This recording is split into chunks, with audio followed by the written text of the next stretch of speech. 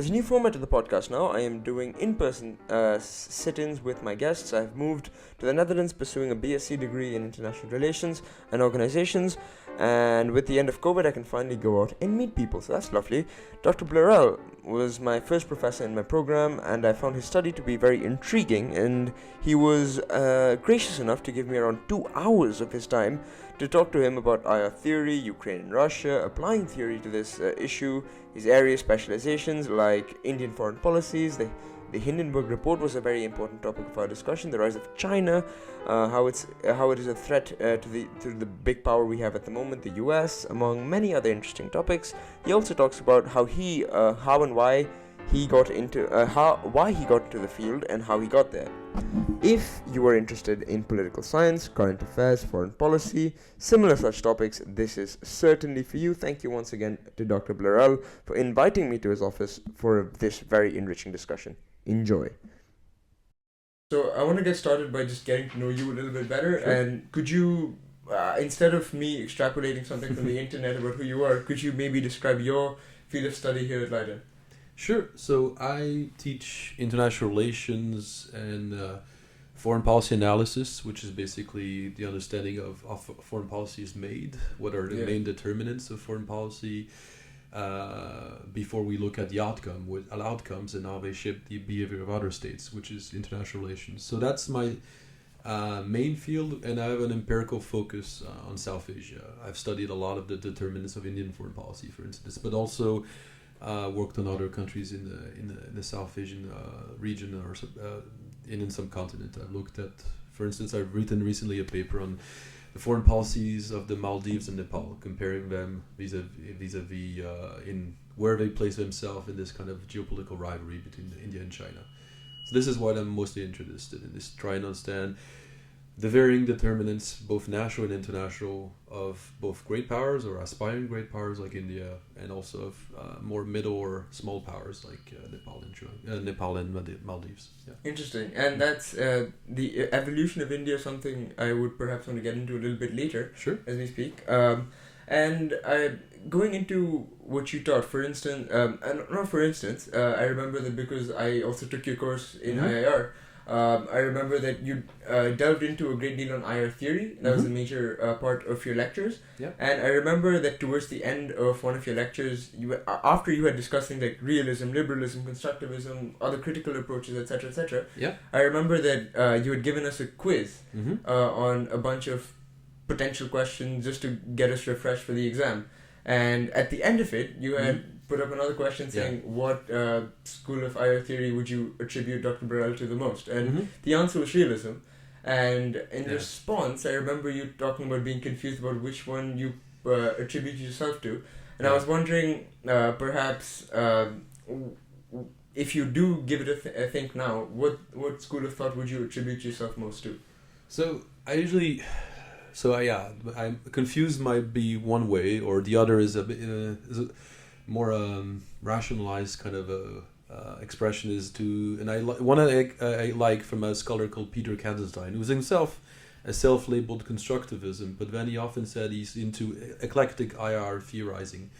So he argues that we shouldn't abide by one or two or three theories, or not solely to one theory. You should look at the phenomenon or the problem at hand and try to find which theory is the best suited to explain a particular, or use competing hypotheses or explanations from different theories and see which one is the best at a particular time to explain a particular event. So I'm very agnostic in that sense, very eclectic. I like looking at different theories. Now, that being said, you mentioned the survey. People thought I was more of a realist than a constructive liberal, and that might be due to my training. I started off studying at Sciences Po in Paris, where you could argue it was very critical, the approach to IR, people like Bertrand Badi or others. And then I moved to the US, to the United States. I did my PhD at Indiana University. My advisor, Shumit Ganguly, was a self-labeled neo-realist, so closer to people like Kenneth Waltz or John Mearsheimer. So that was my training to some degree, and then I moved back to Europe, the Netherlands, and I work a lot with colleagues that are looking at the domestic politics of foreign policy. I've worked with constructivist or critical scholar like my colleague Francesco Ragazzi. So again, I learn from all these approaches, and I prefer coming in with not too many biases or presumptions before I look at a problem and try to see which theory in a particular time is the best suited to explain a particular phenomenon. Yeah. Right. Yeah. And I want to hop on what you said earlier about moving from Sciences Po to Indiana, for instance. Was it, and you shift from being exposed to very, very, very different schools of thought. Yeah. So I was curious, when you do shift from somewhere like Sciences Po that's so highly focused on, let's say the critical theories, and then to somewhere like Indiana University where you're more focused on something like realism, was it difficult getting used to the change? Yeah, well, it's difficult. For one, is that this is one thing that I try not to do in my intro IR class.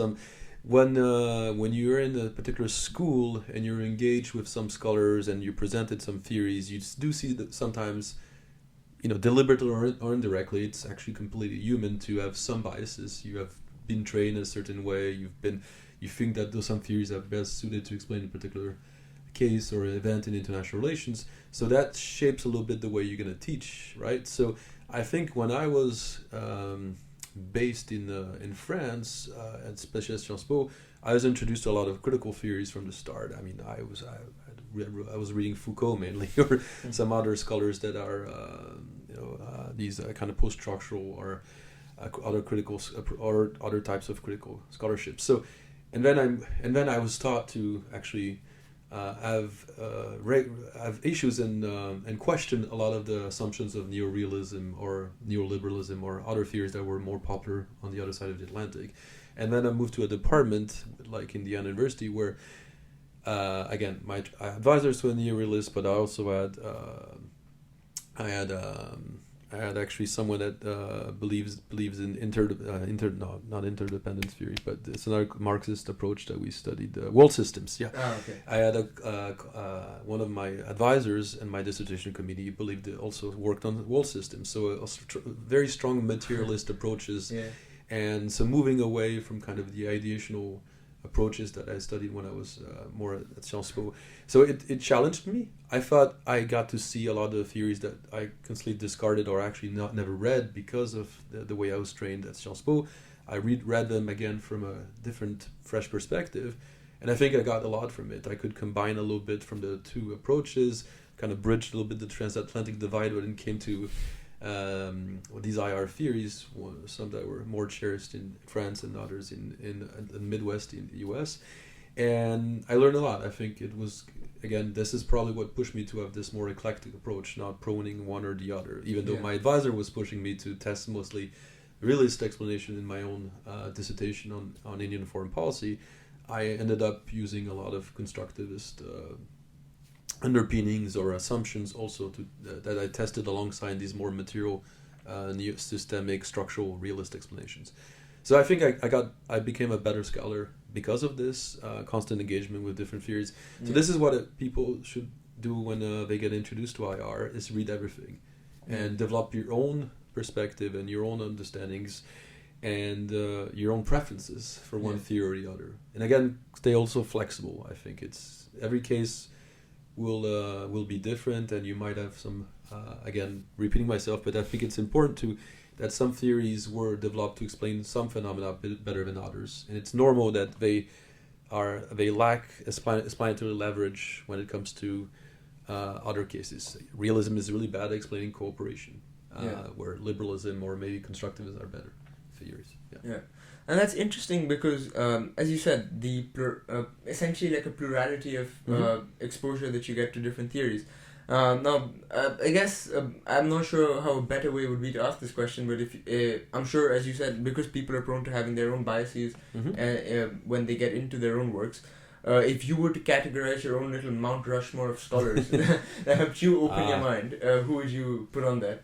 That's a difficult one because I don't want to single out anyone in particular. For one, it keeps evolving, right? You do have some foundational thinkers of international relations, and you think you learn most out of him, and then you read up and you see this, what they developed was actually in a dialogue of another scholar, etc. So it's never, the context is almost as important as those personalities, but it's important to in my intro IR class I discussed a lot the foundations of the disciplines. So I think it's important to think about these personalities that have started the discipline. So even though there are a lot of flaws with this research, it's important to read Hans Morgenthau and the creation of the modern discipline of international relations at the time, a classical realist, but it's also interesting to understand his own debates with people like Raymond Aron and other scholars at the time.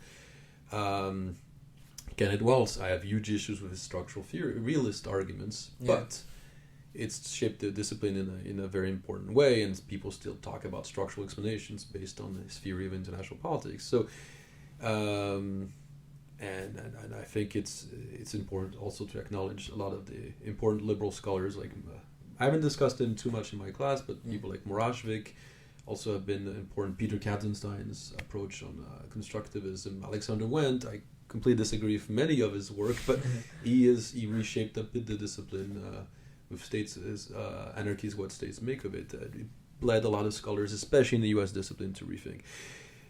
And then I think going from my background, working on Indian foreign policy, I think it's important to acknowledge also a lot of post-colonial statesmen and leaders, which I think have shaped a lot also my own views, right? So I mean, a lot of Indian politicians, the Gerald Nehru's own vision of the international arena, but also Tagore, but also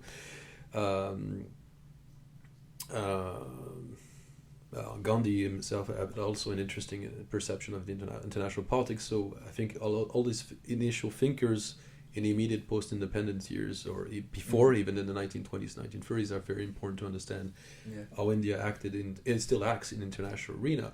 And there are also important scholars in India that no one knows A.P. Rana, but A.P. Rana was an important scholar in Indian academia that developed a kind of understanding of balance of power, which is a traditional realist concept, but actually argued that non-alignment was a sort of balancing a la realist way. And I think his own framing of that debate and reframing a lot of the politics of the non-aligned movement of powers that were situated between the two in the bipolar Cold War structure was very novel. But obviously a lot of problems many of the scholarship in the West didn't engage with scholars based in South Asia and other global South countries and academic institutions. So these are the kind of scholarships that I've encountered over the years, and have kind of framed my way of thinking. Yeah. Why choose India? Why choose South Asia to specialize on? I mean, there's many different areas and many different scholars specialize on. Yep. What stuck out when you were growing as a scholar? Well, I mean, there's both. I mean, there could be two stories to it, or two tracks, right? One is obviously India is a very interesting case. It always was when it became independent in its post-imperial, post-colonial trajectory. It decided to not follow any of the rules that the international arena had established for India, and that IR scholars would expect. It's the developing power. It should have chosen a side. It decided not to be aligned.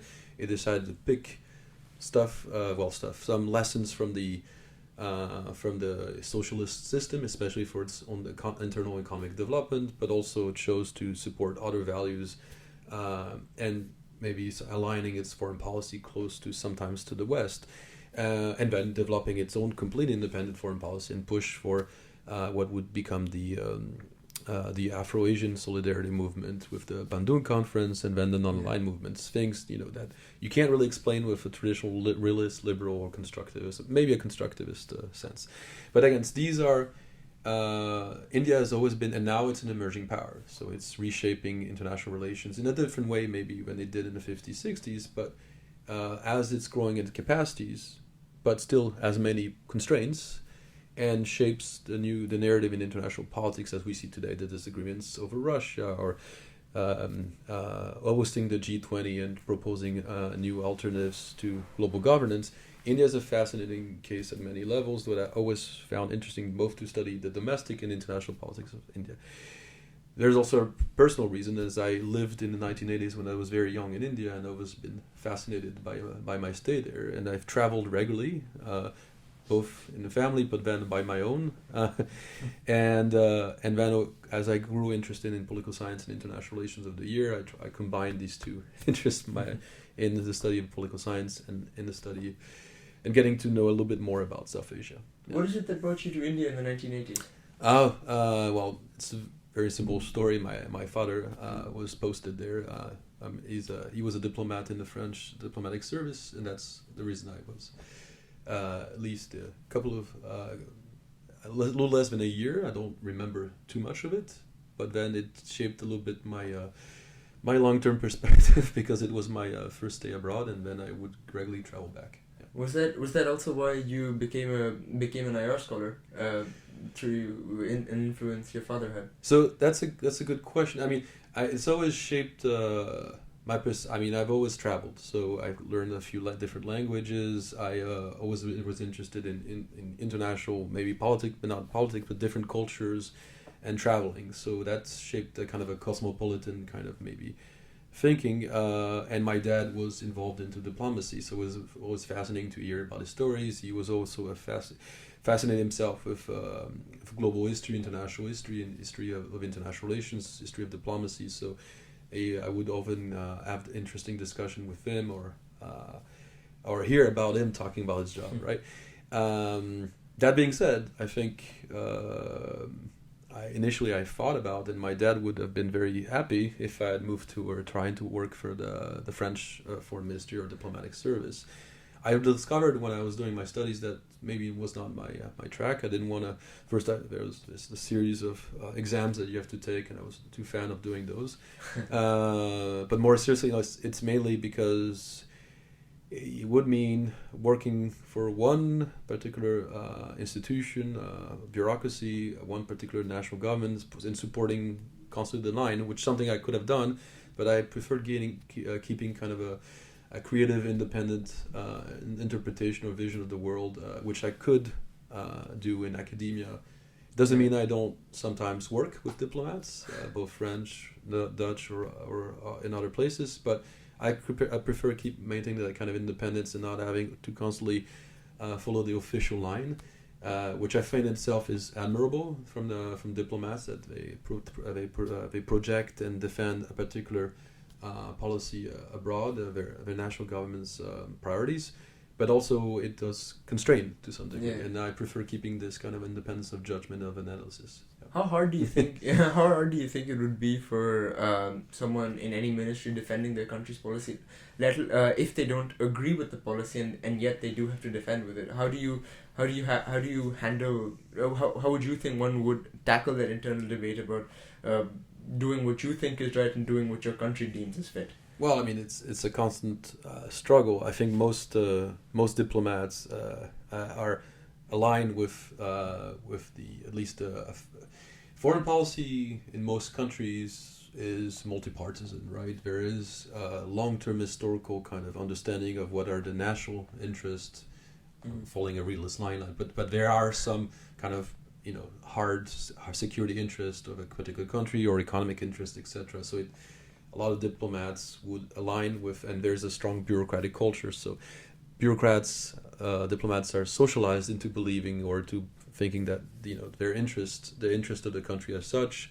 and that's what they often defend at the diplomatic foreign level. Now, that means they agree with everything? No, and there are some diplomatic cultures and bureaucracies that have kind of developed ways to dissent.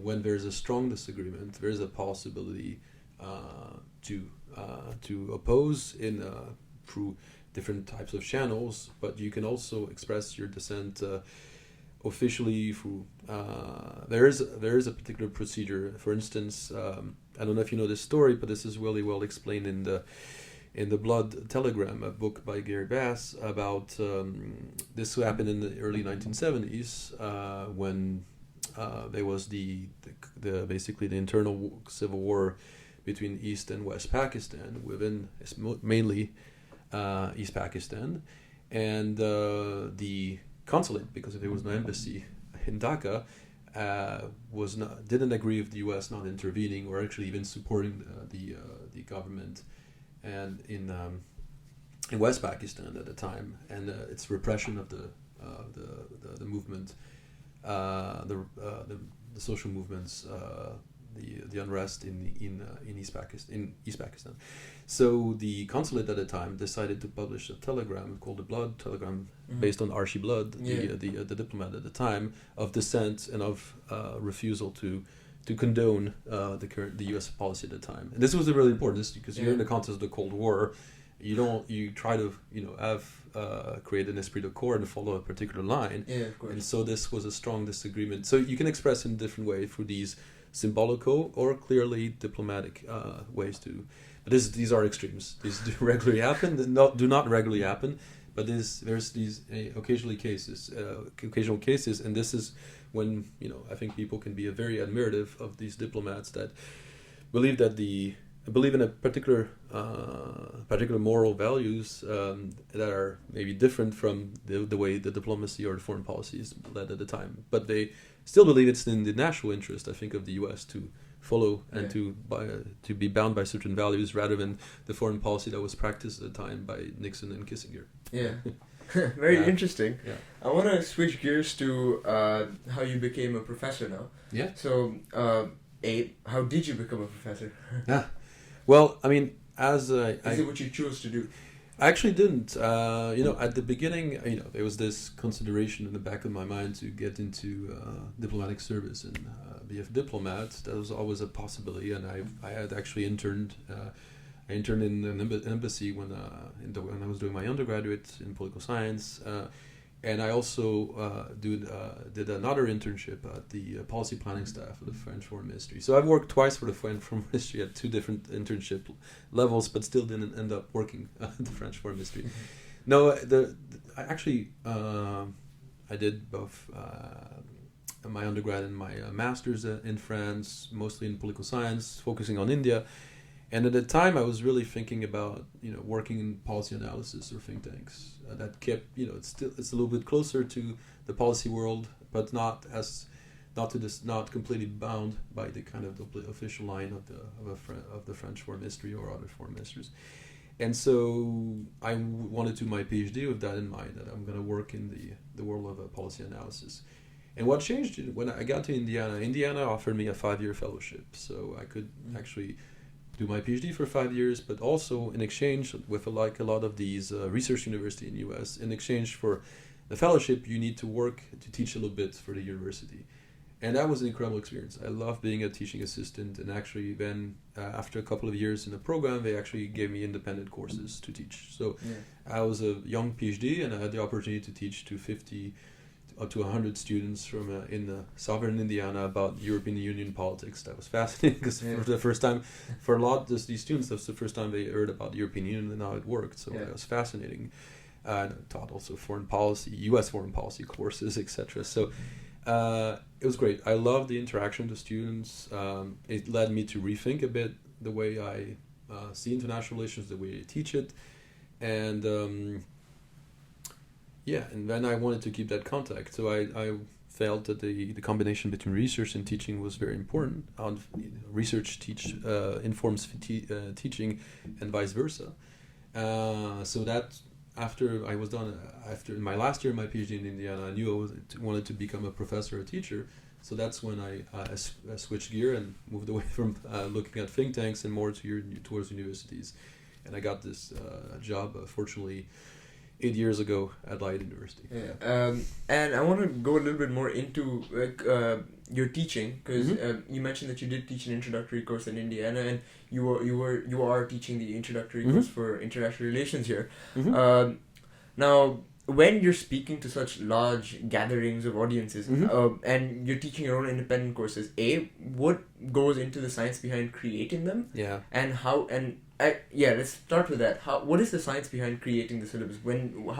How do you debate between what you think is fit for a course of this nature? I think it's a mix between being faithful to the discipline and we were talking about the plurality of our theories, etc., and also to the ongoing fluidity of the discipline, because the discipline has evolved a lot since I started, my PhD, or when I was in undergrad and masters. At the time, post-colonial approaches or new non-Western IR approaches were pretty much in the margin, and now I'm happy that they get more spotlight than when I was a student earlier.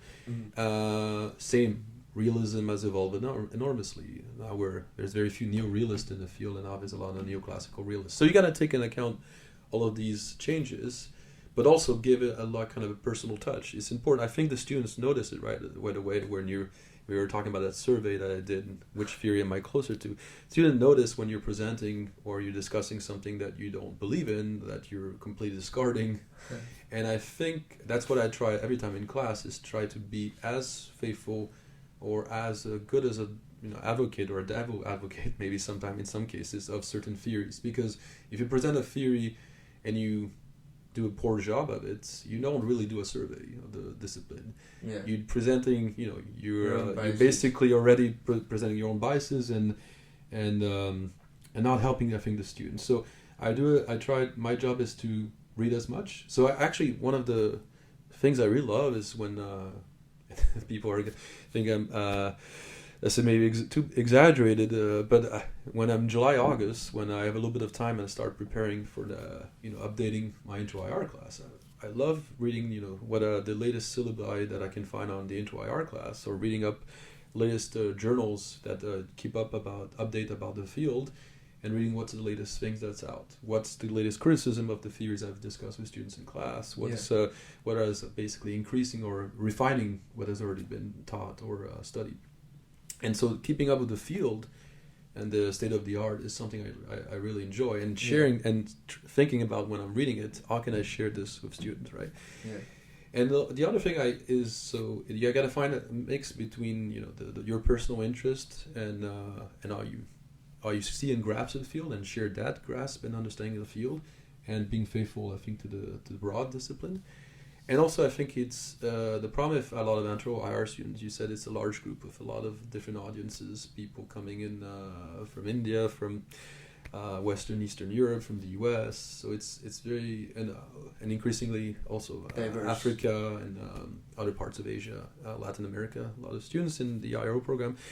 So it's a lot of people coming from very different high school backgrounds. Some have done a little bit of international relations for various classes. Some have done a little bit of economics, international economy. So they have different backgrounds. It is important for everybody to be on the same page. And it's important also, because some people know a little bit more the global history, international history, and others not. I got to find ways that, examples that are salient for everybody, or give enough background. So that's why I bring up these series of examples in class, which I regularly update, that are contemporary and should be, and sometimes also trying to include a bit of diversity. I brought some Indian examples, which I think also are important to explain contemporary geopolitics, and not just talk about Western Europe and what's happening in Western Europe or the US. So that's also something that I regularly update. I think it's important to talk about contemporary politics. Theory can be a bit dry and abstract, and it's important to link with what's going on recently in the world and what's going on in your personal lives as students, because I don't know if you remember one of the first class I mentioned about the international exchange of students, the fact that students are mobile. That's not an innocent thing, right? Yeah. You can't understand why students can move today and go study in the US, in Western Europe, or in India, if you don't understand our international relations. Our borders have become a little bit more flexible, or mobility has increased, especially for student populations, and why students are more mobile than other individuals. So these are the things that are also the personal lives are shaped directly and regularly by international relations, and that's how it's important to prepare class accordingly. Yeah. I'm sure the perfect example of like something from last year to this year you probably would have changed was the discussion of Ukraine and Russia. Yeah. Of course, but no, I guess now I want to get into, like, of course, in between the lectures. Yeah. Because it's one thing to prepare and make sure you have it prepared, and I'm sure when you do enter the lecture halls and you're in the midst of giving your lectures, I'm sure there's things you think about while you're speaking, as in the reactions of the students, and then how you probably would want to model your lectures. What are those key indicators that you look for? Like, how do you, when you're scanning the room as you're speaking, what do you look for? When do you realize, yes, this is working? When do you realize this isn't working, I need to change this? And you're weighing all of these pros and cons. Well, I mean, there's different. Yeah, that's a very good question. There's different indicators. One that is completely impressionistic, but is you do see the reactions directly sometimes in class. Students that seem like they're not following, or they're not happy sometimes with the example or that you're using, or they clearly see maybe you're talking too fast, etc. So I try to pace. I do these little surveys in the middle of the class through a presenter's wall where I ask questions to see if students are following. So those are very broad indicators. I often get a little bit of a feel through these discussion fora I have on the website where students can ask specific questions, or just office hours of the students were using this, and I saw sometimes in the questions I would get that students were struggling with particular theory, or I did not give enough context, or I went a little too fast when I was talking about something in particular.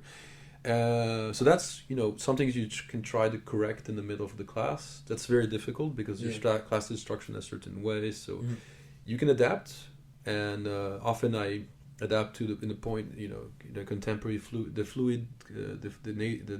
nature of contemporary geopolitics makes it that sometimes I add a slide just 5 minutes before the class, right? Something just happened, or I felt like this is actually a much more salient example to explain a particular theory, right? And I noticed last week when I used that particular example, people seemed so distant to it because it's something that happened 4 years ago. So let's talk about this that happened like 5 years ago. This will directly talk to the students. So this is the ways you can try to correct me midway, right? Or in the middle of the class. It's very difficult, obviously. So and as students need to understand, it's very important to give the constructive dialogues also in the evaluations. Because that I learn a lot. Especially the open part where students actually give specific comments, question, and ask questions. And one question I'm still getting, I should add more post-colonial or post-imperial, non-Western examples in cases. So, and sometimes too much theory, not enough empirics. Not enough cases, which is interesting. I've been including more and more examples in cases, but I do need to talk mostly about the theory because that's what will stay. That's what we'll keep trying explaining particular phenomena. The events, you guys can read the news, can follow this, but what you need is the analytical tools to understand what is. Again, this is a constant question I asked you guys in the class: what is novel? What is unique? What is changing the world? And what is actually more continuous? What is actually something that we've seen before that repeats itself, and then we have the tools to anticipate, to diagnose, and maybe to explain, and then to find ways to solve certain problems, right? We have the right policy tools or somewhat close policy tools to deal with it. Whereas, sometimes there are things that are completely unique and novel, and that, our theories are not as well suited to explain them, and that's when we need to rethink the way we think about the world. But most of what we see is actually can be explained to some degree by the past and theories.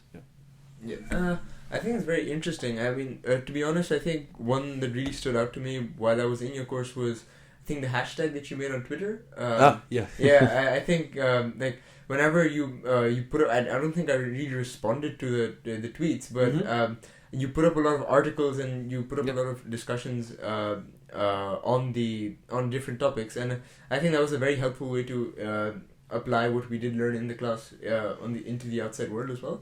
Well, because I introduced the students, I introduced you guys to the series of concepts, right? I try to present as much as I can the field, but I only have a few hours with you guys. I'm not going to be able to I was talking about being as faithful, as comprehensive when we're talking about the field, but I can't, right? I have limits of time, constraints, and I might, as I said when I introduced you guys to some of the critical approaches, I might not be the best suited to present certain approaches, giving my indirect, implicit biases, giving my training, my where I come from. So that's completely normal. So it's also important for you guys to go out, read more, and And I think I learned, we were talking about the feedback. I learned a lot from students, right? They might go and read an article that I don't know. They read in languages that I don't master. So there's a lot of input that can come. And so I think teaching is not just me giving a lecture to a passive audience. Most of the time it seems that way. But through the office hours, through the questions, I think you inform the class and the way we can use these theories, apply them. So the hashtag is meant initially just for me when I spend a little bit of time on Twitter. I read regular articles, and when I find something that's directly connected to something we discussed in class, I can share it. So it shows that the class and the syllabus is live. It's basically a living document. It keeps being updated, and I share in the middle of the class new things that come out. But I also want students to engage, to use the hashtag when they see an example or something that they relates directly to the class. And I discover another article, and maybe it's a case or an example that I'll use in a following session. So I think it's mutually enriching to use social media or other media to entertain a dialogue between the students and the instructor, but also beyond the classroom, I think.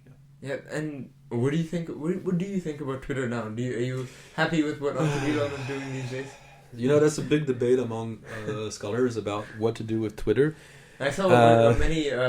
You brought it up, and I think Dr. Ragazzi brought it up. You were switching from Twitter to Mastodon. Mastodon, yeah. So yeah, I actually did that.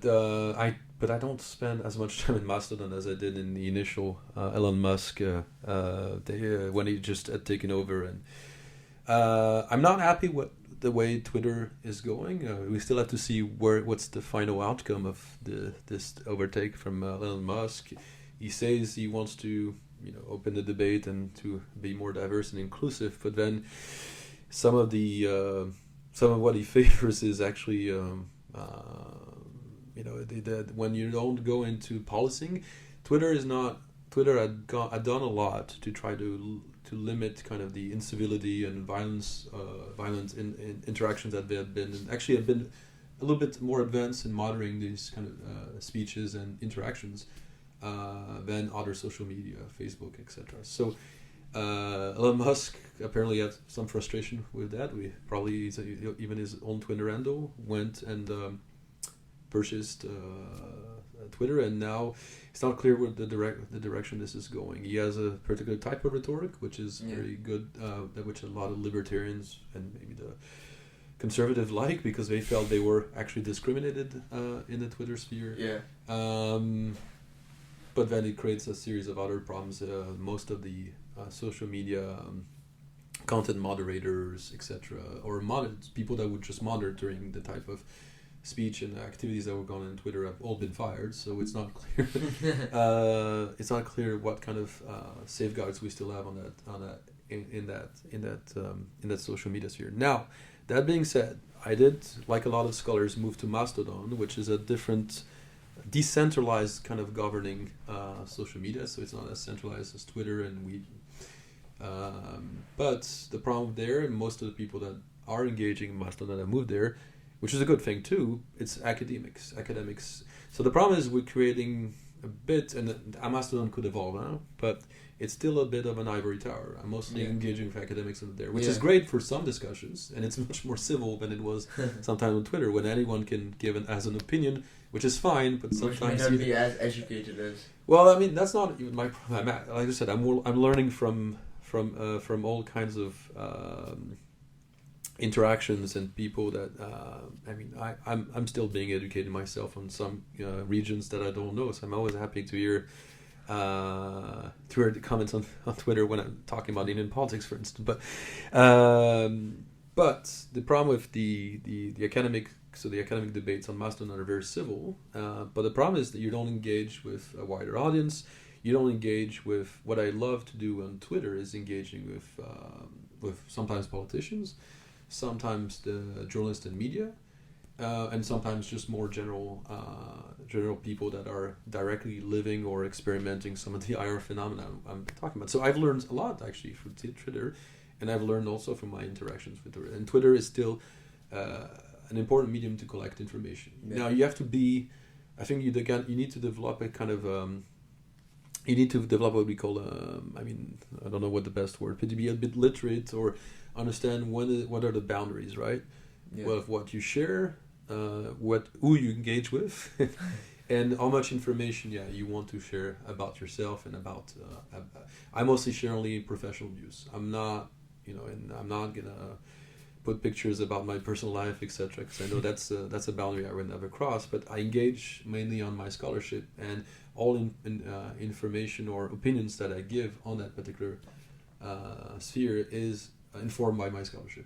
That's what I try to do. Not giving my personal opinion. I can do that in other more restricted media. So Signal, for instance, that I can share my opinion with just a restricted group of people. But Twitter is mainly for some degree of public engagement, and also its limits. You got to be careful. It's also can be toxic. The way people engage is completely unmoderated. Ever? I've written a couple of articles.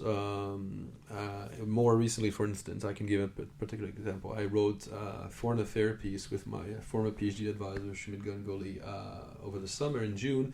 It was about, just a quick background, what they call the profit row, to BJP, to Bharatiya Janata Party. A spokesperson I'd criticized the profits. And there was a strong reaction in the Middle East, and especially in some of the Gulf states that have good relations with India, and so that led to the Modi government to quickly react and expel actually these two spokespersons. But there was a lot of controversy at the time, and especially was it after your article? Well, after I published the article to try to explain and to argue that the BJP has to be careful about the way it treats or talks about minorities in its policy, and especially more. It should actually treat its minorities and think about intercommunal relations. But I was mostly pointing out that the GCC had reacted very strongly. Right? You could argue it's the elites wanted the relation with India to be maintained, and that was not going to push them to revise their relation with India. But the public opinion was a bit riled up because of what had happened in politics with these two spokespersons talking about the profit. So I brought this up, but just by bringing up these problems between India and the GCC, fostered by domestic politics and treatment of Indian Muslims. That was enough on Twitter, and I never actually shared the article. I let Foreign Affairs do a lot of public outreach about the article, and even then I was tagged, and people could find me and criticize what I was saying about India. But that's, I think it's again built by scholarship and by factual information I could find about what had happened. Now, sometimes what happens with these op-eds is that you don't choose you never really choose the title, or it's not the title that you had suggested. A lot of these outlets are very use certain article titles to get attention, right? So, you don't get control over what the title is. So what you do, and that's, I'm generalizing. Some outlets give you more agency when choosing these particular, but some you suggest a title, but they often develop their own titles. Yeah, so that's good to know. Culture. So people on Twitter don't criticize me for the title. I often didn't choose it. But the content I'll stand by. Fair enough. And I want to go back to the lectures again. Yeah. I want to talk about a few bloopers you may have had in the lecture hall. Okay. Could you think of any instances where, I don't know, maybe you had a goof up, or maybe a student just popped up out of nowhere and said something, or an interesting discussion you may have had in a lecture or in a office hours, etc., etc.? It happens. We're all humans. We make mistakes, and that's why I often ask the students directly to interrupt me, or maybe not interrupt me, but come to see me at least between the 2 hours of the session, or at the end if they think something I said. First, if they think something I said was completely factually wrong, or not in correlation with something they heard from another class. Actually, me and my colleagues would disagree often on IR theory, so it's normal, and it's good students should not be surprised that we disagree regularly in this field. And someone disagreed with me, so I don't know if you remember, but it's often when I talk about constructivism, I mentioned this particular example about the North Republic of Macedonia. The name that a name can actually create conflict or tensions between different states, and it's not just about territorial dispute. The actual, the importance, the power of actually certain words, and especially a name in particular, the word, the using Macedonia to name a particular region or country. So that I often get every year, and that's why I think it's important to use that example. Every year I get, actually could be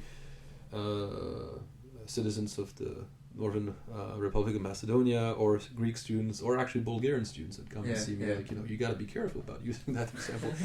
And we get into a discussion. At one point, it's like, I tell them, like, the fact that you get really excited or riled up, or that you think this isn't very silly and that's very important, is actually proof that this is important. And constructivists do a point that we should think about the symbolical nature of a lot of these, and that we should think also about the power of certain symbols, and that these can also lead to escalation in tensions or irreconcilable differences in international politics. This was not a trivial issue. Greece vetoed Macedonia from entering the EU and NATO basically because of this name dispute. So again, I find this, I often have an interesting discussion. I don't know if you remember, I encourage it. I want the students to come see it after, and we discuss it. And often they might not completely agree with the quick representation I did of that very complex history between these different countries, but they understand the point I was trying to make. And that there's a reason they can't completely resolve their disputes between themselves because of a name, because they're socialized and into thinking it was an important part of their identity, and then it gets into some zero-sum calculations. So that's one. Maybe I'll just mention one other case which happened this year during when you were in the class. I mentioned, I don't know if you remember, the diversionary theory of war, right? I give the example of Falklands, that Argentina went to war or tried to take back the Falklands because they believed that would distract attention from some of their own domestic and political problems. And then the UK also escalated its way to divert from their own also domestic economic problems at home. I mentioned Falklands because that's, for the field, has defined that as the Falkland crisis for many years. I had, interestingly, a Brazilian student come at the end and tell me you should be careful about just using Falklands, because if you had an Argentinian in the classroom, you would think the Malvinas would be the right expression.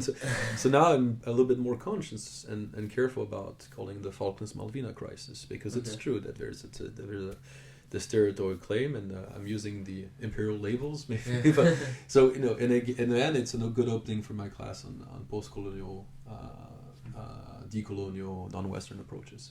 Yeah, that is interesting. I mean, that does remind me of now that you mentioned the discussions in between the lectures, I remember I did come up to you once in between, and then I believe we had I don't know if you remember, but I believe we had discussed plurality. You were discussing about this the eclectical way of approaching.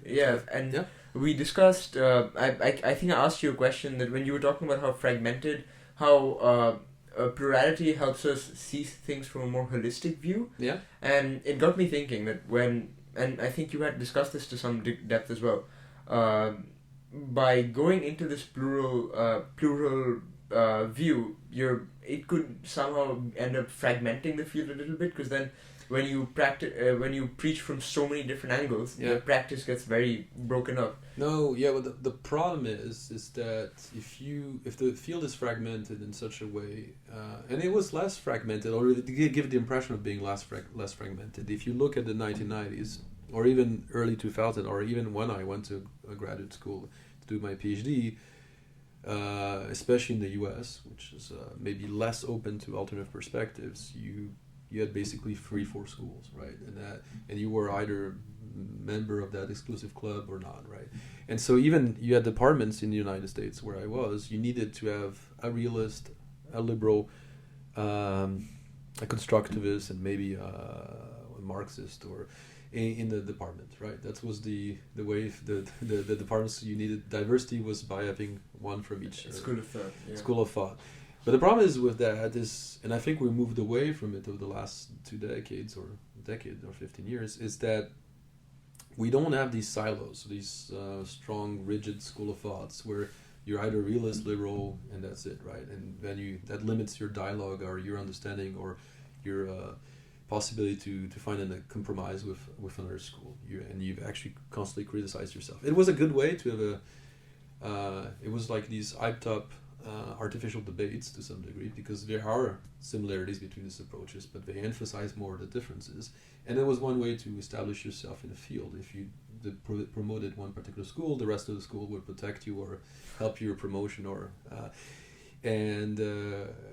so it was a kind of an interesting career move to choose one school or the other. But then I think it creates this absence of dialogue, which I think is problematic for the field too, because the field is about the production and accumulation of knowledge, knowing better how international politics work, and both in the past and in the present and the future, right? So, and I think that we can only do that if we're open to these different approaches, epistemologies, and being agnostic when you look at the problem and what's the best. Again, back to this thing: what's the best theory? What are the best, or a combination of two theories? Maybe it's a combination of assumptions from realism, liberalism can help us explain that particular conflict or that particular crisis, etc. So I think the fragmented field it's good because it means there's a lot of approaches and a lot of different ways to see a phenomenon, but you only get but you do need some dialogue to get to the end and to be able to have some kind of a comprehensive picture. Yeah. I don't know if you know this famous metaphor of the this elephant coming to a village, and you have a series of blind men, and they all touch one particular part of the elephant. So they all think an elephant looks that way, or maybe they base themselves on just on that particular part of the elephant they touched. They're blind and they only saw or touched. Well, they only touched and only think of the elephant in that very particular small part of the elephant that they had a contact with. But together, talking to each other, they can reconstitute the entirety of the elephant and have an holistic view, comprehensive view of the field. So that's often an anecdote or a metaphor that I think is good about the field. It's everybody has got a distorted or small, but maybe niche view of the field, and together we get maybe a more comprehensive, holistic view of how international politics actually are. Yeah. Oh, I guess that would. that is very interesting. And I guess now I want to switch gears onto, a topic that I'm sure everyone in the world at this point is familiar with, whether you're interested in IR or not. Yeah. Which is, of course, the Ukraine and Russia crisis. Mm-hmm. And, it's perhaps the most significant, horrific, and as a result, most talked about situation in politics. Yeah. And it's been, and to clear contrary belief, it's been something that's been there for a long time, not just since last year. And it's been around from, I think a very key breaking point was there during 2014, but it's been on every front page for about a year now. Yeah. And it's something I didn't quite embrace the idea of, because it happened at such a large scale, and the declarations, the invasion, and everything that's happened since has been almost video game like. If anyone viewing is one of a Call of Duty fan, they would realize it. And I guess I want to talk about it from scratch. It's sort of like an incident where were you when it happened? Where were you when this invasion began? How did you hear about it, and what was your immediate reaction? So that was a very particular day, February 24, 2022, because I woke up and I always put my phone on silent. If not, I don't get any sleep. There's always some news somewhere. So and I saw the multiple alerts about Kiev being bombarded and the invasion that started. It had been in the days before that something was about to happen, but it's still a shock that it actually happened. Many people didn't think, despite U.S. intelligence predictions, that it would actually happen. And the thing is, that day, I actually had to go do a guest lecture for a colleague of mine at Sciences Po. And so I had to give a class on the domestic politics of, how domestic politics shape foreign policy. And obviously, you could probably expect that the class was very distracted and very worried by the situation. So I had maybe an hour before the lecture, so I completely redid all my slides, and mostly to emphasize.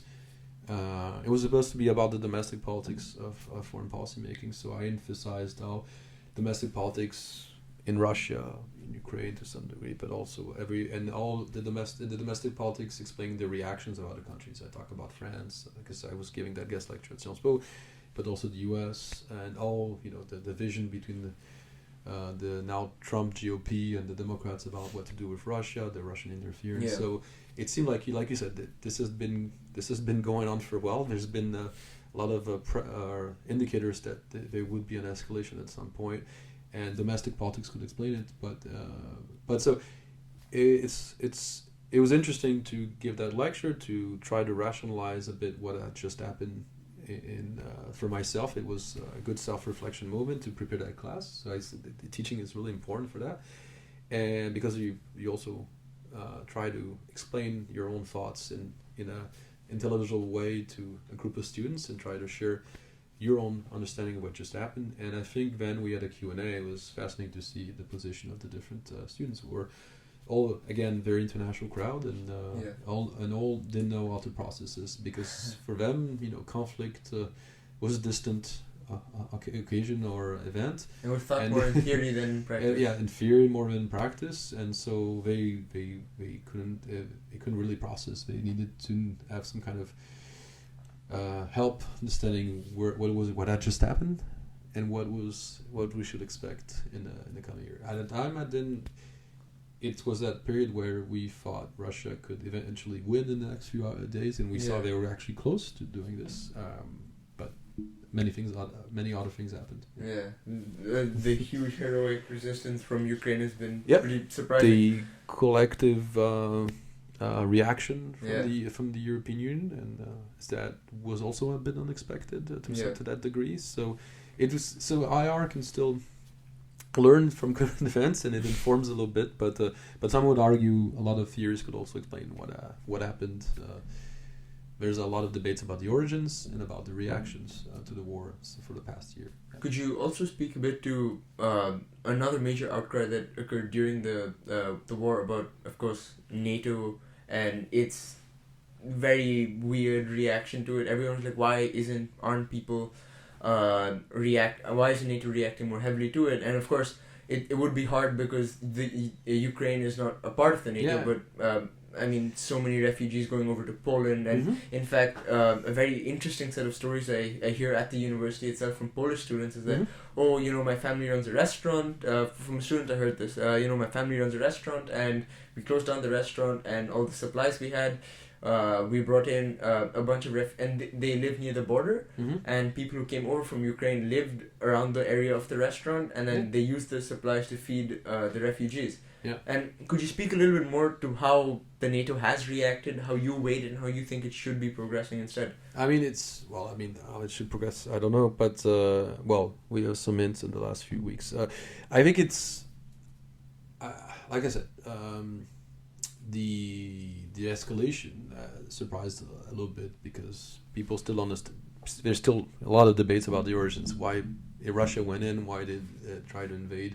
And invade to some degree, not just taking some of the regions in the east, which people really thought Russia would keep to, those Russian-speaking regions, and why did it try to take Kiev? That's a full-scale war. So there's a lot of questions that are, maybe if we expected some kind of offensive from Russia, there was the way it happened and the way it unfolded was not clear. So I think there was a lot of uncertainty at the beginning, and NATO condemned and tried to quickly mobilize itself about what it could do. Right, Ukraine, as you said, is not a member of NATO, so there's not automatic defense or support, military intervention to support Ukraine. But progressively, a lot of red lines or constraints about getting involved more or less directly. NATO is not directly involved, but it is providing a lot of weapons, I think, at an unprecedented level to Ukraine. And this, we never seen in NATO as involved in except when it's directly involved, but close to involvement, we never seen this kind of escalation when it comes to NATO. So NATO has been quite active, and you were talking about the solidarity of the Polish population, the Polish government. This is something also that is very, very important, admirable to some degree. This is a country, Poland, that has taken in millions of refugees over the last few months. A country that we knew had its own recent past about immigration, the criticism about immigration, and it creates other problems. What kind of immigration, and that is accepted by the Polish population or not, and the Polish polity especially. But moving beyond this debate, it's a huge shock and cost to Poland and other countries bordering Ukraine, and despite that, they constantly supported the current Ukraine government, with whom we've had differences in the pre-war period, and are supporting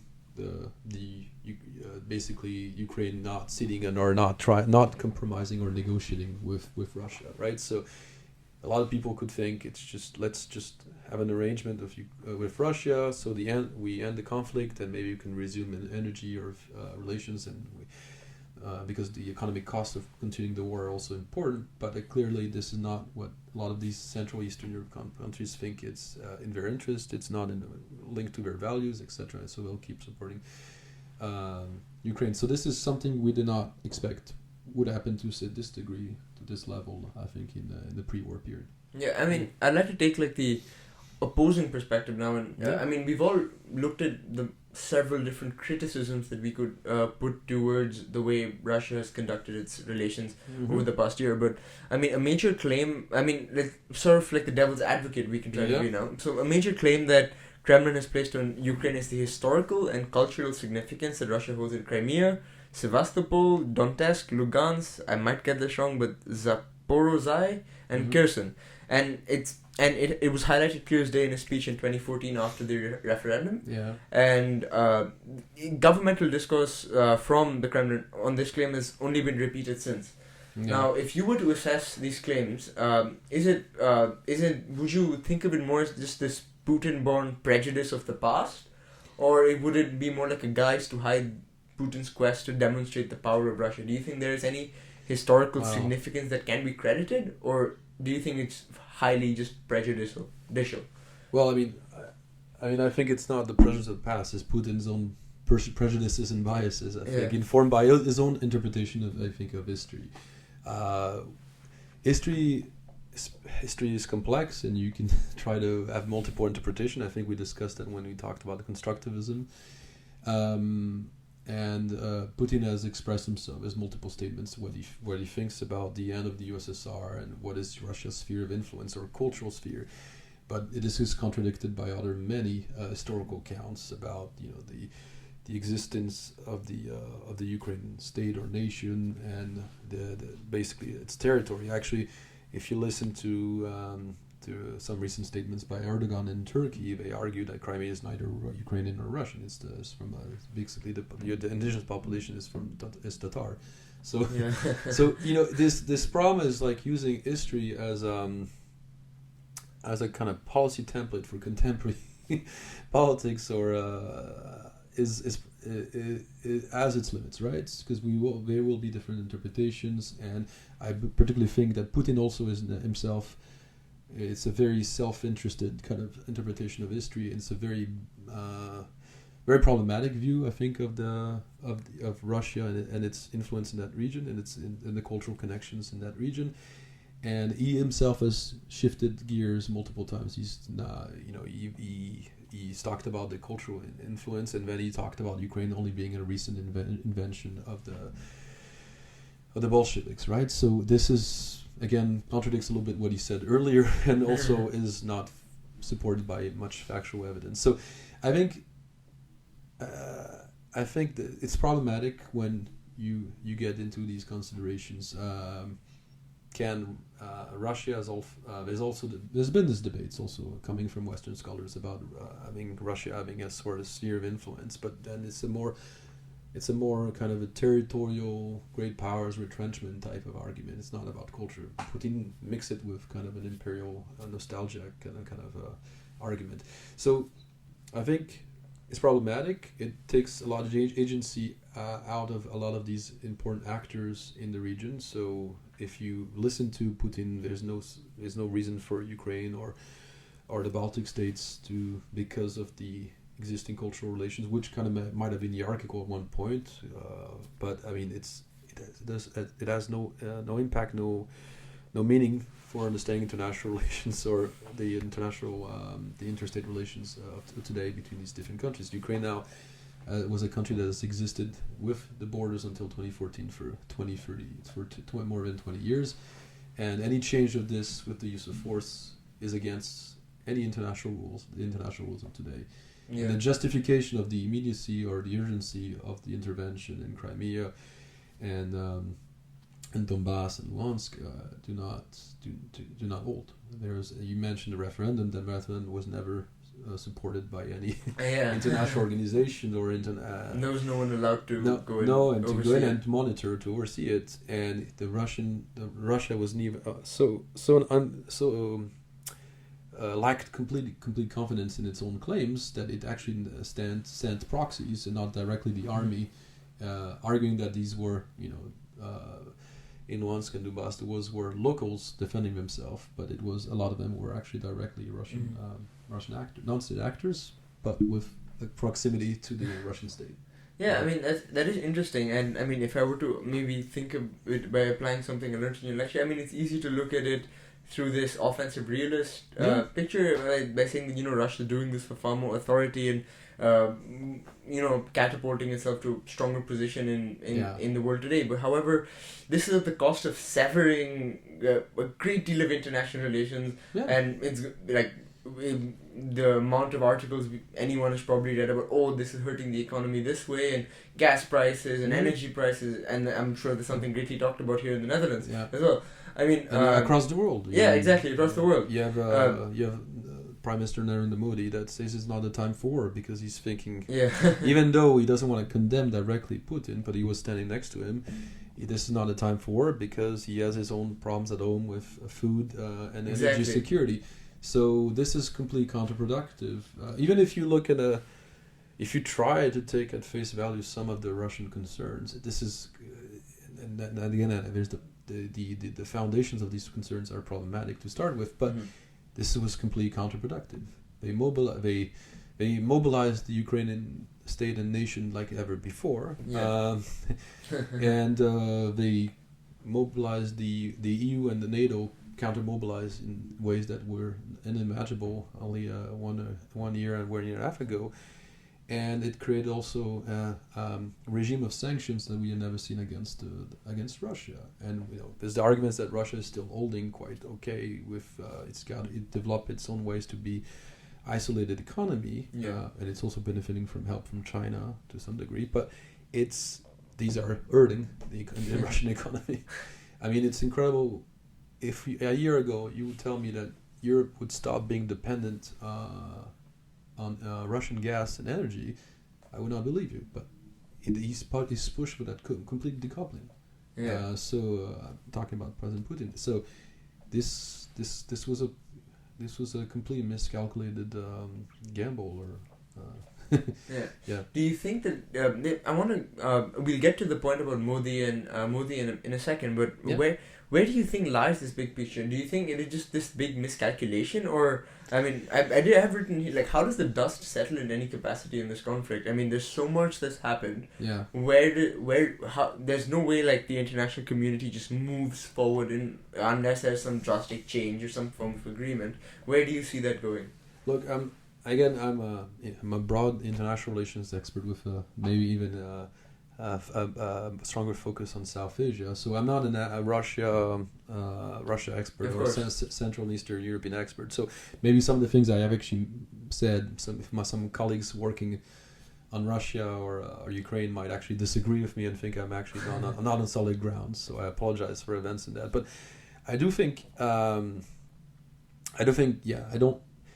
It's. I mean, there's some IR theories or domestic political theories that can explain the situation right now. It's Putin is himself.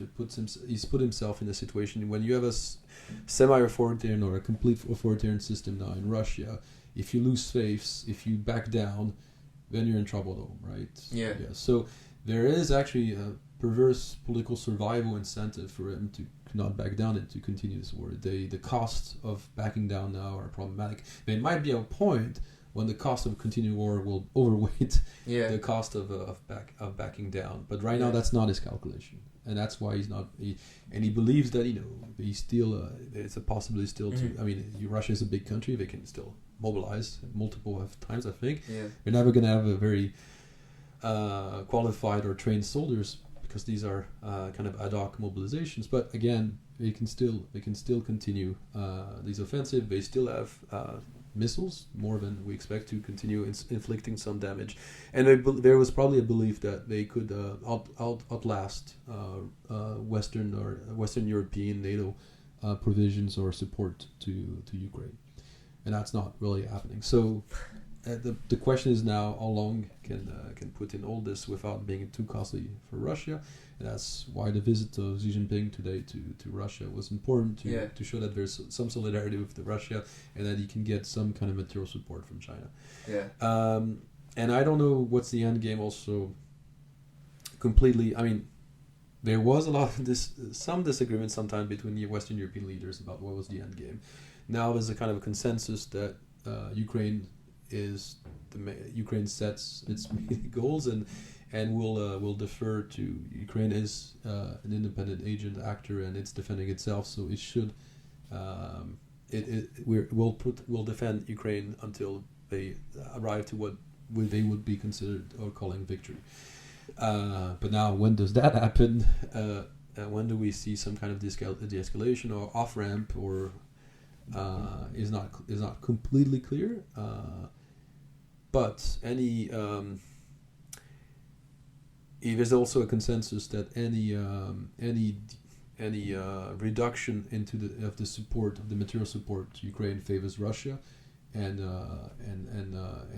would be problematic over the long term for Ukraine. So I'm sure the European countries also do not have an incentive to back down. Yeah, and I mean, in their support for of course, and I could be Ukraine needs to survive, so we won't back down. Fair enough. Yeah. I mean, honestly, I could be way off base with what I'm about to say next, but I mean, it got me thinking on the basis when I was preparing for this. It got me thinking after one of your on the optional lecture on WMDs, nuclear non-proliferation. You spoke about theories relating to it as well, and I mean. And I even thought of this question off of a discussion I saw on the Lex Friedman podcast. I don't know if you've heard of it. Yeah. It was like I said, it could be way off base, but perhaps the discussion of the red button, and nuclear use in relation to this, and of course the last understanding we've had about nuclear power visibly was with Hiroshima and Nagasaki. Yeah. But I mean, we've heard about the prowess of it, and there's been so much discussion about it at great depth about how it could possibly end the world if enough of it is used at some point. Yeah. Multiple times. Yeah. At what do you? I mean, I hate to be so pessimistic for anyone watching, but do you think at what point instead would you, even though you may not be an expert, what point do you think it would escalate to a point at which this is even remotely considered? So I would say I talked about Putin being back down in the corner, right? We have to attain a point where you would. I even think that's it's obviously you still have to be open. Where the stakes of nuclear escalation are so high, you always need to think that there's always a chance. I think the chances are really minimal. Because if Putin is considering using nuclear weapon, is that he's severely losing, or the security situation is drastically deteriorating in Ukraine, and even then, it's not clear that the tactical use of nuclear weapons on the Ukrainian battlefront without inflicting damage or to its own troops there. That's a first level. I mean, there's no strategic use of nuclear weapons in the battle on the battlefield against Ukraine. Second is, if he considers a nuclear weapon, it means that he's in a situation of political isolation to some degree, but also that this would be increased by the use of nuclear weapons, or even the consideration of use of nuclear weapons. China and India, for instance, which one is more or less aligned with Russia of the last year, and the other has been quite ambivalent about the Ukrainian war. And they both have made strong statements that they do not encourage any use of nuclear or in consideration or even nuclear rhetoric. And there's a statement that was interesting by Antony Blinken when he was in India for the G20, saying that India played a big role in Russia, basically de-escalating the nuclear rhetoric. Because at the initial stage of the war, when it started not going too well for Russia, you understand that the Western Europe and NATO were starting to arm Ukraine. There was threats that were made in a very loose way by Putin about the nuclear button, about the nuclear red lines, which was followed by the French Foreign Minister who made a statement that NATO is also a nuclear power. That quickly fizzled down because I think Putin maybe got a memo from some of his allies or implicit countries that had not directly taken a stand in the war, that this was not acceptable to them, right? That if Russia didn't want a lot of these countries to directly condemn the war, the nuclear rhetoric was not useful. So you still see the nuclear question coming up here and then, but not as much as in those first few weeks when it was explicitly mentioned. And I think that's a realization that this is counterproductive, and there's no actually direct use. Now, the stakes of nuclear escalation, let's say the destruction of our planet multiple times with the arsenals that we have, is such a dire kind of prediction that we need to always think about it. But I don't think there's any current scenario leading us to the use of nuclear weapons. Thankfully, so. Thankfully, yeah. I want to take, of course, another shift into Indian policy, of course. Yeah. Before we get into how Modi reacted to Russia and everything, I want to take a bit of a back step. Have you heard of the Hindenburg report? Yeah. Perhaps can I have your insights on how you think that resulted for the Modi government and how it related to their relations with Adani, and how basically anybody could criticize their preferential treatment, the clientelism, etc., etc. Yeah. So it's an interesting question, and it's a controversial question in India. I guess. Yeah, exactly. The opposition and Rahul Gandhi have presented the Adani question, and there's been interesting parliamentary debates, and actually lack of debates because the question was the actual questions were limited because of a use of a parliamentary rule. But again, here, not getting into Adani and Modi have known each other since Modi was chief minister in Gujarat, and there's often talks about very close political, economic relations. I don't know that as much about that part. It's in the news about very close connection. But one thing that I'll say is that Adani became an important economic actor, more than other traditional kind of economic families or actors that we know in India, Tata, Ambani, etc., over the last few years. Right, his rise to fame and to international fortune. He was a number three in the world fortunes last year. Yeah. So it came a bit from nowhere, and it was he became suddenly an important actor in infrastructure at a global level. Buying the part of the Haifa ports, that was incredible signaling at the international level. People had never heard about Adani, and suddenly is this major economic actor buying shares in important infrastructural projects in different regions. That kind of coincided, the rise, almost immediate sudden rise to fame and to economic fortune from Adani is a bit close to kind of the narrative that also Modi had been present at the domestic level. His own rise from nowhere to political fortune, not economic fortune, political fortune in the Indian domestic political context, and then in the international arena. Modi is a recognizable name Yeah. and rhetoric at the international level, and that's and also the rise of India. India becoming an important economic actor is still as an important economic growth despite COVID, despite a lot of other economic constraints. Of being the paths of Adani and Modi's India, the version were interesting kind of overlapping narratives. Now, what happened with the Hindenburg report, the accusation of kind of accounting false accounting and playing a little bit with the numbers, and the fact that it's a company that might be strongly indebted, and there's questions about its long-term solvency. Again, these are accusations. There's still quite a debate about it and about the premises of this claim and accusation from Hindenburg. But it does hurt a little bit, that narrative about a rising India, if some of the foundations are not as strong, right? There's a lot of indicators that show that India's state capacities are, despite a growing economy in macro terms and are pursuing power parity, there's still a lot of issues to resolve, and the Modi government in 2 terms have not been able to resolve all these issues about economic inequalities, about employment, etc., right? Inflation. So there's still a lot of issues to address. So there's these contradictions of the rise of India. It's a rising power, but still, as in many issues, is still a developing power, right? And same with maybe Adani. It's this regular criticism.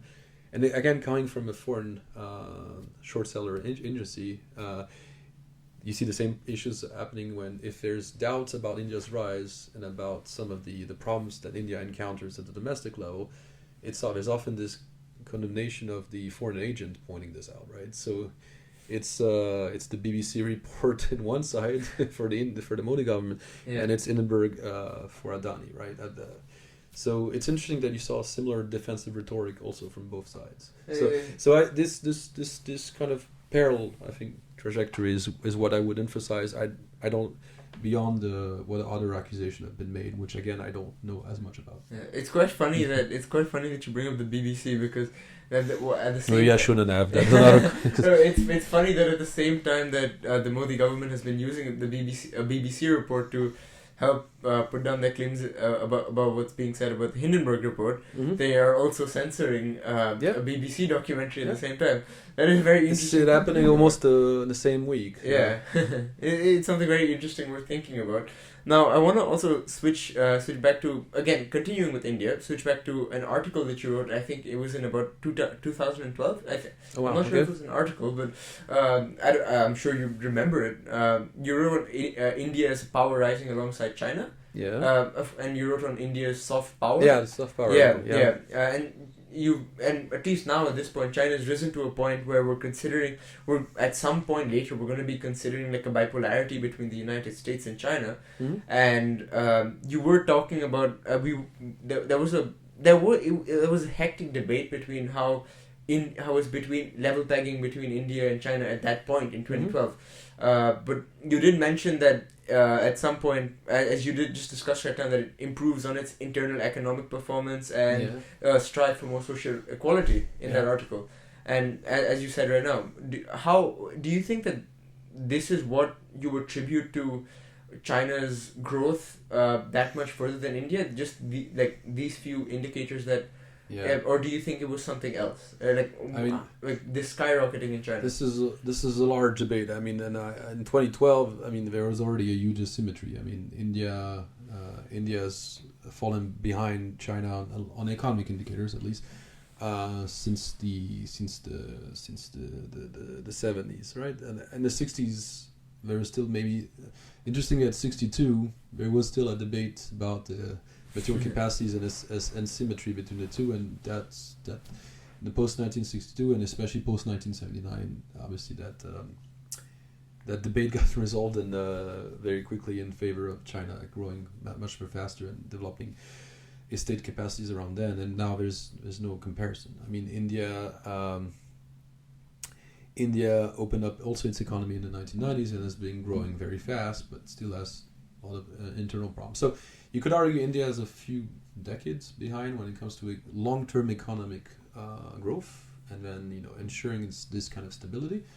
Now you can argue what you do have is parallel trajectories. China's economic growth is slowing down. India's is still rising, and there's the issue about the population also asymmetry, where India's, some argue, has already overtaken the total population estimates will be higher than China's. So there's questions about, is that also an indicator that there is starting to be some kind of leveling? I don't think so. Yeah.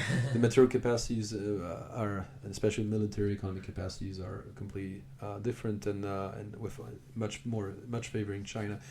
So I think it's not just India's got a lag, yes, but also it hasn't completely addressed a lot of its internal economic, bureaucratic, what will you infrastructural issues, and also it's a very different country from China. It's decentralized to some degree when it comes to its governance. It's also a democracy versus an autocratic or authoritarian regime.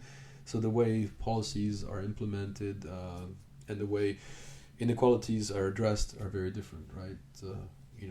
There's people who have much more of a say in Indian politics. So there's an input legitimacy. Yeah. It means that you vote for, you can vote for different parties. That doesn't mean always translate in the best in every kind of public good or services that the population expects, but they have a choice at least to vote in and out who they want, with hopefully some delivery of services, but not always. And then China is different. You don't have a say. You're actually repressed when it comes to whatever you can say on social media. Politically wise, you don't really have a choice of parties. But some argue that's, there's a legitimacy in output, right? That some basic services that delivered. That wasn't always the case. Some argue, and again, the inequality is different in different populations and the different part of the countries. But again, this is one of the other arguments. Is the kind of extractive capacities of the state are different.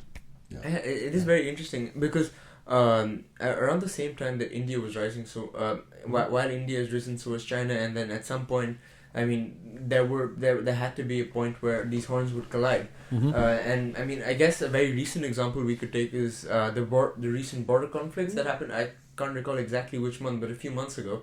And I believe, and it led to the point at which India banned a great deal of Chinese companies selling in India, and that led to popular apps like TikTok or PUBG Mobile, which cumulatively probably was used by at least half of Indians or most Indians with a smartphone. I think that's a very fair estimation. When you look at the way the sheer size of the Indian population and how do you respond if you're a Chinese policymaker? How do you respond to such reactions? Well, depends what it's the what's going on with TikTok and Huawei is not. Chinese decision makers should also rethink about the way the behavior of its external behavior, right? That is creating all this reactions, balancing coming from other countries, because India is not the only country that banned TikTok and Huawei. It's happening in Europe. It's happening in the US. So there's a lot of concerns about these social media or other technological or materials coming from China, about the political use of China, because these are not private companies, they're state-owned companies, right? So that's major difference from the private companies. That the fact that Facebook and Google know where you are, what you're thinking, what you're searching, is different from information you might share on TikTok or other social media or companies that are coming from China. So at least that's a perception, right?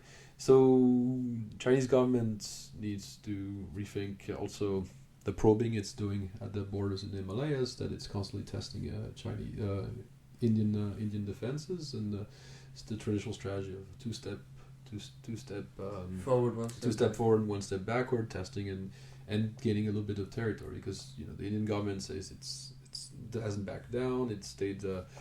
It mobilized troops, but in the end, the territory, there's still some territorial gains if we build on some of the estimates and the satellite views that China has advanced a little bit. Yeah. Now, what does it matter to control some small territories which are very difficult, very costly to keep and control? That's another issue, and hopefully there will be some dialogue about re-establishing some kind of understanding about the region, the border zones. I mean, it has been pretty common with India, at least, to have like border issues. I mean, Kashmir is a whole other giant. India does not have recognized and stable borders on those two flanks, right? And the longest disputed border with China in the world.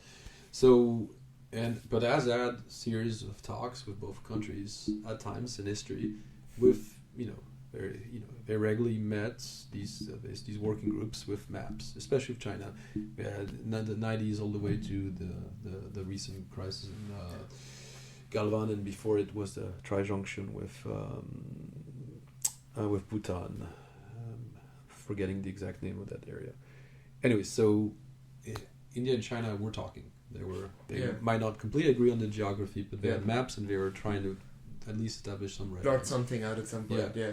And now China is acting in a more proactive, aggressive way, and India is reacting the way it is. Maybe overreacting, but it's not coming from nowhere, right? Yeah. I mean, discussing Kashmir will probably be a whole other planet to go on to. Oh, yeah.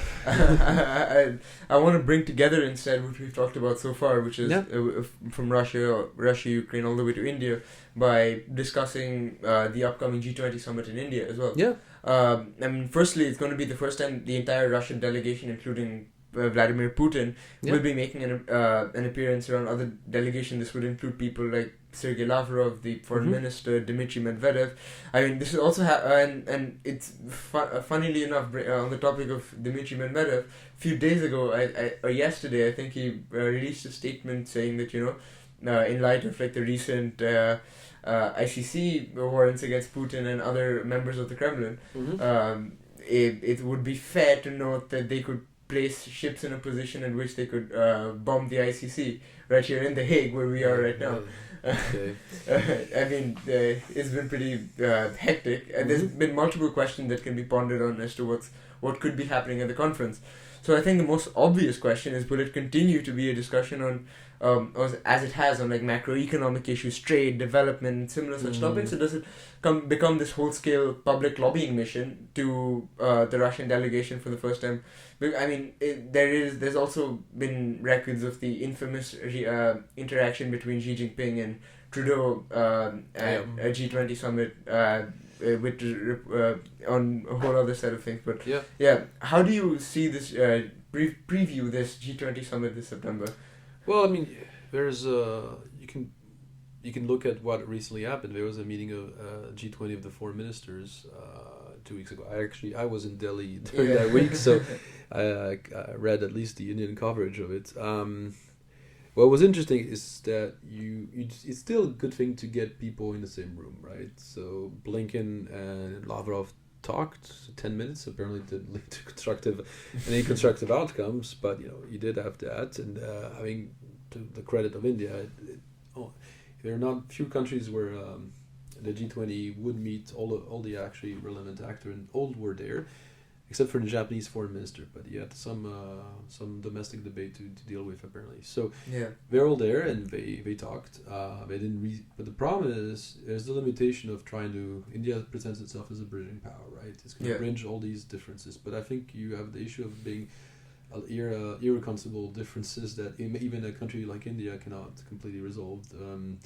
So in the end, there was no joint statement at the end, right, from all the G20 foreign ministers about a common diagnostic and what to address in the future. There was a summary of the discussions, but there was no joint outcome. Now that's not a completely novel thing. They didn't have one in Indonesia before too. But there it was clear that came out is there was a 18 versus 2 discussion about would Ukraine and criticism of what's going on in Ukraine be in the joint statement or not. Interestingly, India being the bringing power and not having taken India is in a situation where it criticized the use of force in Ukraine. It criticized the massacre in Irpin and Bucha, but it never mentioned Russia, right? It doesn't condemn Russian actions. So that's created a lot of problems with the European leaders, which would want India to take a stronger stand. Jaishankar, the external affairs minister, has been very has rationalized it in multiple ways. It's because of the long historical relationship with Russia, the fact that the EU and US might have its own responsibility in the crisis. It might be that and the issues about the energy. It's importing gas from Russia is not it's cheap at the time, so it's good for India, and the hypocrisy of Western Europe that wants India to take a strong stand while it's still buying gas from. All these arguments have been used over time. But I've seen a move, right? The fact that India. So Modi, we mentioned earlier, the Shanghai Cooperation Organization summit in Samarkand earlier. Actually, it's not a time of war.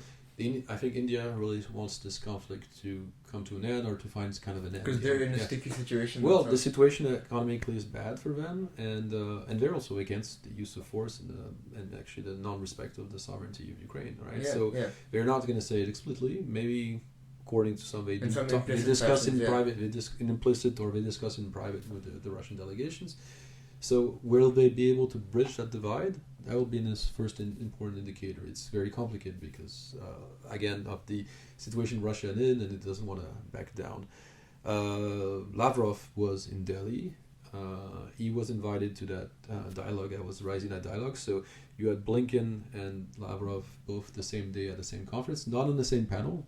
The Indian organizer were very clear that about not organizing that, and I'm sure there would have been a refusal from one or the other. But they do give the voice to all of it. Now they didn't invite Zelensky or Kuleba to also talk at that conference, but they did. From what there was a small Ukrainian delegation also at that conference. So there was some. That's what India tries to do. It's try to give a voice. Now, does it work? That's the question, right? Will Russia concede and talk at least about an endgame, which it has not done because it doesn't want to put itself in a situation where it could be quartered to actually de-escalate at this point. So that's going to be the big question, and that it is a frustration in India to some degree, but also in a lot of other countries, which you can see South Africa, for instance, making such statements that a lot of the important issues of the global pandemic, economic recession, especially in South Asian countries, Pakistan, Bangladesh, and Sri Lanka right now are negotiating with the World Bank about their balance of payment crisis. So again, in the IMF, so there's question that there are maybe other priorities in the Russia-Ukraine war, according at least to some actors in the international arena, is a distraction.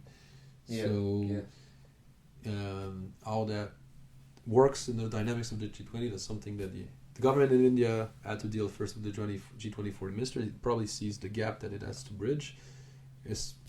For me, it's going to be a gap that's too big at this point to have any concrete. But they can try to play in a creative way, maybe get some form of door to something in the future. Yeah, in the future, or try to get at least some major issues like climate change, the pandemic, etc. back on the high up there in the agenda. But again, it's complicated. Here, geopolitics are taking over. It's really unfortunate because the G20 had been very successful in dealing with the global financial crisis and other issues, but has shown its limitations. We discussed that when we talked about liberalism and multilateralism in class. Liberalism has developed a kind of what we call a liberal international order that's been very sticky and fluid to some degree, enough to be efficient and to address in a flexible way different crises. But we reached limitations because of the current tensions. Yeah, and I'm glad you brought on the topic of Indian neutrality, because that's the second issue I do want to discuss, which is India and its proactive neutrality towards Russia. Yeah. And I mean, the G20 in India is probably one of the last few democratic bastions that welcomes the Russian delegation. Russian delegation because I mean, arguably the states' mutual aversion toward the ICC. And it seems to me as if they cannot go against Russia to keep intact their trade relations with Russia, especially through things like crude oil. I mean, this impressive 80% discount could just vanish out of the air.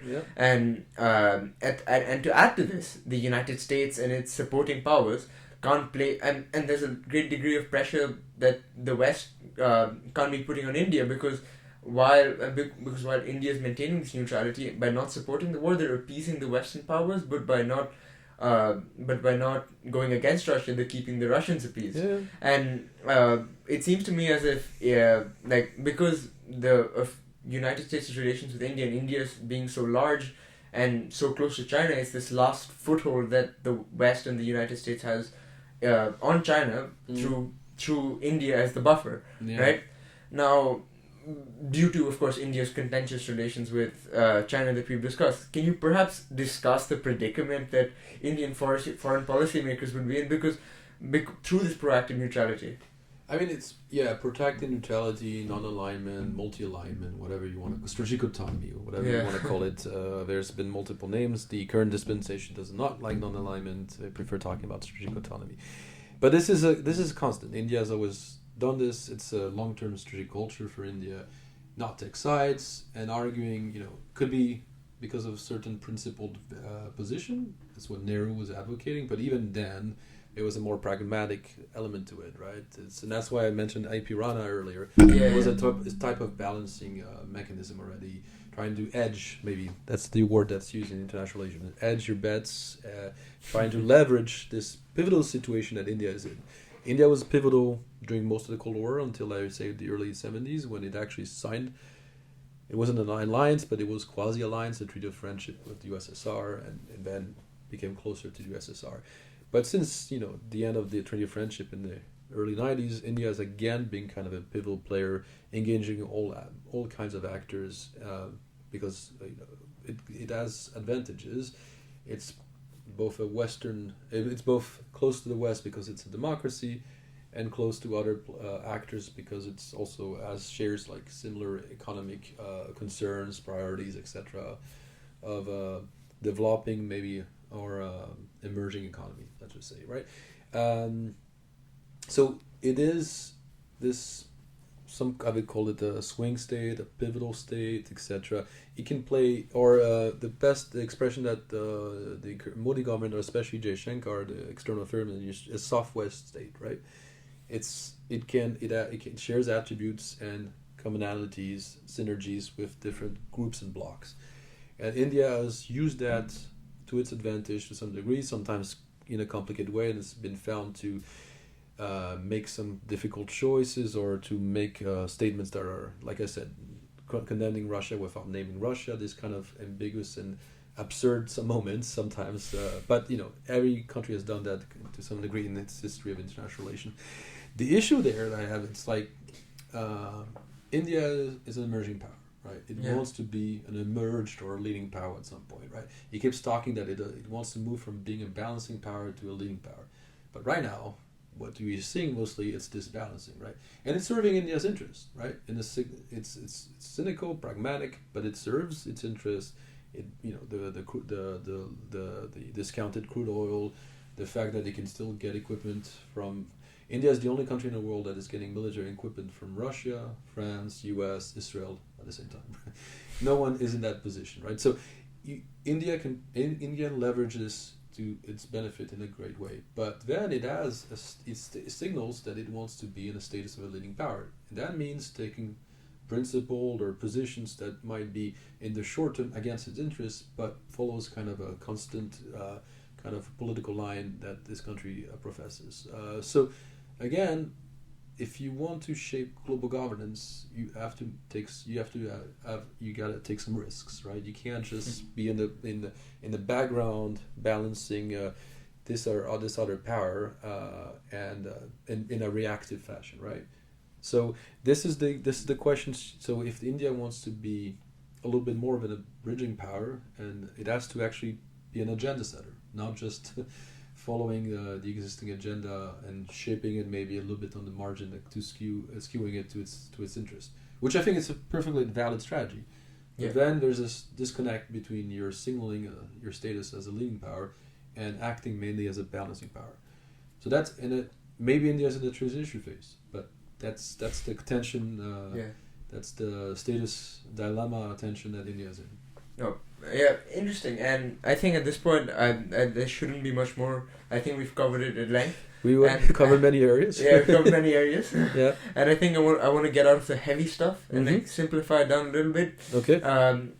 Yeah, of course, I think a great target audience for this would probably be young academics or those curious on the topics that we've discussed. Now, and I want you to perhaps speak to them a little bit in the sense that I'm sure, I mean, you were a student as well before, and you've probably gone through the same perils of writing your own assignments, working on your PhD, the perils that come with it. Yeah. Could you perhaps speak to that a little bit and I don't know, some form of advice for younger students, in depending on what you've gone through, the hardships between working on your academic life. Could you speak to that a little bit and how you would advise younger students? Yeah, well, I mean, it might seem a little bit cliche, but just follow your own interest, and it's difficult, right?